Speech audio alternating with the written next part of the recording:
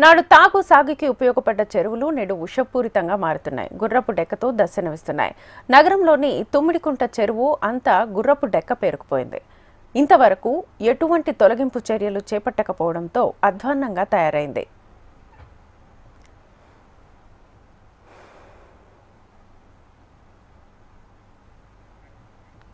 దాదాపు 29 ఎకరాల్లో విస్తరించిన తమ్మిడికుంట చెరువు గుర్రపు డెక్కతో పచ్చని పొలంలాగా దర్శనమిస్తోంది. గతేడాది హైడ్రా అధికారులు ఎఫ్టీఎల్లో వెలిసిన ఎన్ కన్వెన్షన్తో పాటు బఫర్ జోన్లోని షెడ్లను తొలగించారు. చెరువు సుందరీకరణను, అభివృద్ధి అంశాన్ని మాత్రం అధికారులు, ప్రజాప్రతినిధులు పట్టించుకోవడం లేదు. అప్పట్లో ఈ తటాకాన్ని అభివృద్ధి చేసి ఇందిరా ప్రియదర్శిని చెరువుగా నామకరణం చేయాలని ప్రతిపాదించారు అధికారులు.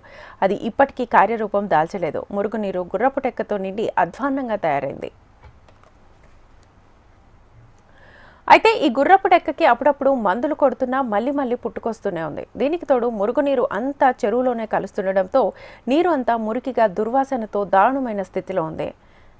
అంతేకాదు చెరువు చుట్టూ పరిసరాల్లో అంతా చెత్త, భవన నిర్మాణం, వ్యర్థాలు, మట్టి కుప్పలతో నిండిపోయింది.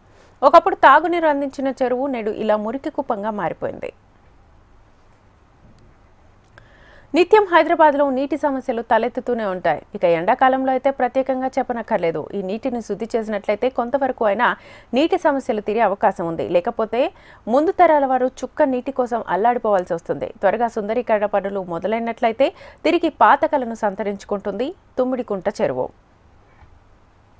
మంచినీటి వనరుల కోసం పెద్దలు ముందు చూపుతో మన కోసం తవ్వించిన చెరువులన్నీ కొన్ని కబ్జాలకు గురవుతుంటే మరికొన్ని కలుషితం అవుతున్నాయి. ప్రజెంట్ మనం తుమ్మిడికుంట చెరువు దగ్గర ఉన్నాము. ఇక్కడ చూసుకున్నట్లయితే ఈ చెరువు అంతా కూడా గుర్రపు డెక్క ఆకులతో నిండిపోయి కనిపిస్తుంది. అలాగే ఈ చెరువులోకి కూడా మురుగునీరంతా వదులుతున్నారు. దీంతో ఇది పూర్తిగా కలుషితమైందనే చెప్పాలి. చెత్త చెదారం అలాగే భవన వ్యర్థాలు కూడా ఇక్కడే వేస్తుండడంతో ఈ చెరువు నీరంతా కూడా తీవ్రమైన కలుషితం అయితే అయ్యాయి. ఎంత దారుణమైన పరిస్థితిలో ఉందో కూడా మనమైతే చూడొచ్చు. అయితే గతంలో ఈ చెరువు చుట్టుపక్కల ఎఫ్టీఎల్ బఫర్ జోన్లో ఉన్న షెల్టర్స్ అన్నీ కూడా ఎన్ కన్వెన్షన్తో పాటు కూల్చివేయడం జరిగింది హైడ్రా. అయితే ఆ కూల్చివేతలు చేసిన తర్వాత చెరువు సుందరీకరణ పనులు చేపట్టాలని అయితే స్థానిక నాయకులు ప్రతిపాదనలు కూడా తేవడం జరిగింది. కానీ ఇంతవరకు అయితే ఎటువంటి పనులు మొదలు పెట్టలేదు. పనులు కూడా ముందుకు సాగలేదని చెప్పాలి. మళ్ళీ దానిపైన చర్చ కూడా జరగడం లేదు. అయితే ఈ రానున్నది ఎండాకాలం, దట్టు హైదరాబాద్లో నీటి కరువు ఎక్కువగా ఉంటుంది. ఈ ఎండాకాలంలో నీటి అవసరాలు మరింత పెరుగుతాయి. ఇలాంటి సమయాల్లో చెరువులు ఇలా అధ్వానంగా ఉండడంపై అయితే కొందరు అసంతృప్తి వ్యక్తం చేస్తున్నారు. ఈ ఎండాకాలాన్ని దృష్టిలో పెట్టుకొని చెరువు సుందరీకరణ పనులతో పాటు ఈ చెరువులోని నీటిని శుద్ధి చేసినట్లయితే ఈ ఎండాకాలంలో నీటి అవసరాలకు ఎంతగానో ఉపయోగపడుతుందని కొందరు అభిప్రాయాలు వ్యక్తం చేస్తున్నారు. వీడియో జర్నలిస్ట్ రవితో ప్రియాంక, HM టీవీ, హైదరాబాద్.